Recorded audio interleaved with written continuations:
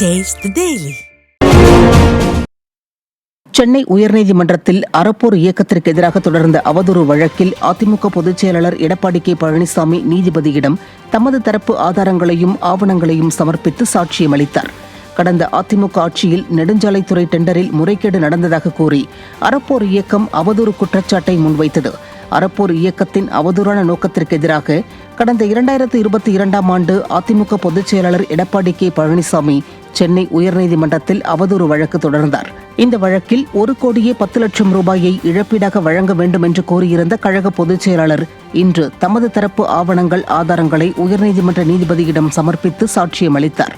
இது தொடர்பாக செய்தியாளர்களுக்கு பேட்டியளித்த வழக்கறிஞர் பிரிவு செயலாளர் இன்பதுரை, அதிமுக பொதுச் செயலாளர் நற்பெயருக்கு களங்கம் ஏற்படுத்தும் நோக்கத்தோடு செயல்பட்ட அறப்போர் இயக்கத்திற்கு எதிரான ஆவணங்களை அதிமுக பொதுச் செயலாளர் நேரில் சமர்ப்பித்ததாக தெரிவித்தார். அதிமுக ஆட்சி காலத்தில் முறைகேடு நடந்ததா ஒரு அவதூறான ஒரு குற்றச்சாட்டு உங்களுக்கு தெரியும். அந்த வழக்கு உச்சநீதிமன்றம் வரை போய் டிஸ்மிஸ் ஆகி வந்தது. அந்த முறைகேடாக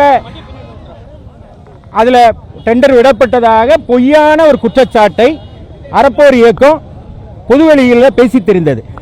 அதை தடை செய்யணும், அவ்வாறு பேசுவதற்கு தடை விதிக்கணும்னு கடந்த 2022ஆம் ஆண்டு அண்ணன் எடப்பாடியார் சென்னை உயர்நீதிமன்றத்தினுடைய அமர்விலே முறையிட்டு ஒரு டெஃபமேஷன் கேஸ், அதாவது அவதூறு வழக்கை தாக்கல் செய்து 1,10,00,000 ரூபாய் தனக்கு இழப்பீடு வழங்க வேண்டும் என்று எடப்பாடியார் தாக்கல் செய்த வழக்கு இது. இந்த வழக்கு இன்று விசாரணைக்கு போடப்பட்டிருந்தது.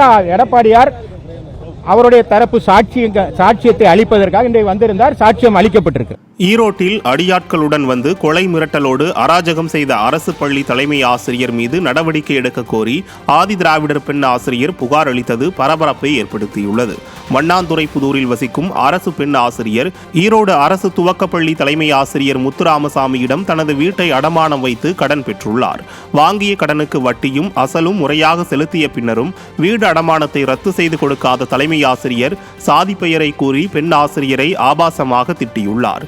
இதுகுறித்து பெண் ஆசிரியர் அளித்த புகாரின் பேரில் வன்கொடுமை தடுப்புச் சட்டம் உட்பட 8 பிரிவுகளின் கீழ் வழக்கு பதிவு செய்யப்பட்டது. இந்த நிலையில் தலைமை ஆசிரியரின் அடியாட்கள் 100 பேர் பெண் ஆசிரியரின் வீட்டுக்குள் புகுந்து 9 சவரன் நகை மற்றும் 2 லட்சம் ரொக்கப்பணம் உள்ளிட்டவற்றை சூறையாடியதோடு பெண் ஆசிரியரின் மகள் மற்றும் அம்மாவையும் தாக்கி கொலை மிரட்டல் விடுத்துள்ளனர். இதனால் தனக்கும் தனது குடும்பத்தினருக்கும் உடைமைகளுக்கும் பாதுகாப்பு வேண்டுமென பெண் ஆசிரியர் மாவட்ட காவல்துறை கண்காணிப்பாளரிடம் புகார் அளித்தது பரபரப்பை ஏற்படுத்தியது. கொலை மிரட்டல் கொடுத்ததுக்காகவும் என்னை ஜாதி சொல்லி திட்டுனதுக்காகவும் இவர் மேலே கண்டிப்பாக எஃப்ஐஆர் போட்டிருக்காங்க. இவர் அரெஸ்ட் பண்ணியே ஆகணுங்கிறது என்னுடைய ஒரு நோக்கமாக இருக்குதுங்க சார்.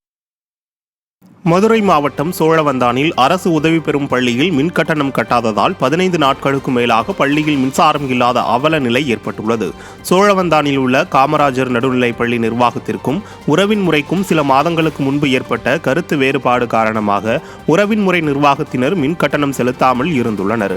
இந்த நிலையில் மின்வாரிய பணியாளர்கள் காமராஜர் நடுநிலைப் பள்ளியில் மின்சாரத்தை துண்டித்துள்ளனர். இதனால் இருளில் கல்வி கற்கும் அவல நிலை ஏற்பட்டுள்ளதால் பள்ளி மாணவர்கள் கடும் அவதியடைந்துள்ளனர். மேலும் மதிய உணவு, கழிவறை உள்ளிட்ட அத்தியாவசிய பிரச்சனைகளுக்கு தண்ணீர் இல்லாத அவல நிலை உள்ளதாக பெற்றோர்கள் வேதனை தெரிவித்துள்ளனர். எனவே இது குறித்து அரசு உரிய நடவடிக்கை எடுக்க வேண்டும் என பெற்றோர்கள் வலியுறுத்தியுள்ளனர்.